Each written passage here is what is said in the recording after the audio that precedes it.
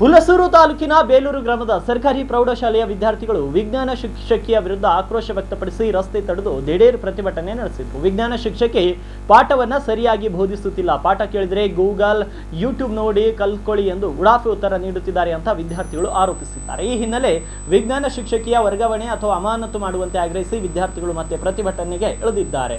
ತಮಗೆ ನ್ಯಾಯ ಬೇಕು, ವಿಜ್ಞಾನ ಶಿಕ್ಷಕಿ ತೊಲಗಲಿ, ನ್ಯಾಯ ಸಿಗುವವರೆಗೂ ಹೋರಾಟ ಎಂಬ ಘೋಷಣೆಗಳಿರುವ ನಾಮಫಲಕಗಳನ್ನು ಹಿಡಿದು ವಿದ್ಯಾರ್ಥಿಗಳು ರಸ್ತೆ ತಡೆದು ಪ್ರತಿಭಟನೆ ನಡೆಸಿದರು. ಕಳೆದ 15 ದಿನಗಳಿಂದ ವಿಜ್ಞಾನ ಪಾಠ ಅರ್ಥವಾಗುತ್ತಿಲ್ಲ ಅಂತ ಆರೋಪಿಸಿ ವಿದ್ಯಾರ್ಥಿಗಳು ಶಾಲಾ ವಿದ್ಯಾಭ್ಯಾಸವನ್ನು ಬಹಿಷ್ಕರಿಸಿ ಶಾಲೆಯ ಹೊರಗಡೆ ಕುಳಿತುಕೊಳ್ಳುತ್ತಿದ್ದಾರೆ ಎನ್ನಲಾಗಿದೆ. ಆದರೆ ಶಿಕ್ಷಣ ಇಲಾಖೆಯ ಶಿಕ್ಷಕಿಯ ವಿರುದ್ಧ ಯಾವುದೇ ಕ್ರಮ ಕೈಗೊಳ್ಳದ ಹಿನ್ನೆಲೆ ಇಂದು ಆಕ್ರೋಶಗೊಂಡ ವಿದ್ಯಾರ್ಥಿಗಳು ದಿಢೀರ್ ಪ್ರತಿಭಟನೆಗೆ ಇಳಿದಿದ್ದಾರೆ. ಘಟನಾ ಸ್ಥಳಕ್ಕೆ ಸಿಪಿಐ ಆಲಿಸಾಬ್ ಹಾಗೂ ಪಿಎಸ್ಐ ಶಿವಪ್ಪ ಮೇಟಿ ಭೇಟಿ ನೀಡಿ ವಿದ್ಯಾರ್ಥಿಗಳಿಗೆ ಮನವೊಲಿಸಿದ್ರು. ನಂತರ ವಿದ್ಯಾರ್ಥಿಗಳು ರಸ್ತೆ ತಡೆ ಪ್ರತಿಭಟನೆಯನ್ನು ತಾತ್ಕಾಲಿಕವಾಗಿ ಹಿಂಪಡೆದರು.